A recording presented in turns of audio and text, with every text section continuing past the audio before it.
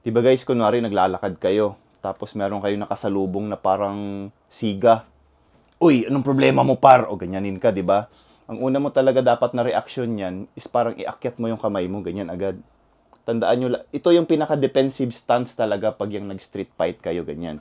Lagyan nyo talagang tandaan, defense is the best offense yan. Kailangan nyo yan ilagay sa kokote nyo, ganyan. O, diba? Tapos ang una niyan, ang gagawin kasi niyan talaga nila, yung parang bully kasi yan sila, so ganyan yun sila. Par! Par? Ano? Diba, gumaganyan lang yan sila, pero hindi niya alam, ikaw, alam mo na kung anong gagawin mo, defense. Tapos, diba, gumaganyan-ganyan lang yan, diba?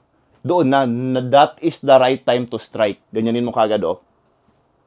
Twisting turn technique. Yan, dito yan matamaan sa mukha, eh. Gumaganon yan, diba? Pag natamaan yan, gaganon yan, eh. Pag tingin niya, uy, wala ka na. Alam mo kung bakit wala ka na. Kasi ganito ang gagawin mo, oh. Ganyan. Ganun ang gagawin mo. Ah! Tapos, ano yan, papalag pa yan, eh. E di, putang ina mo ka!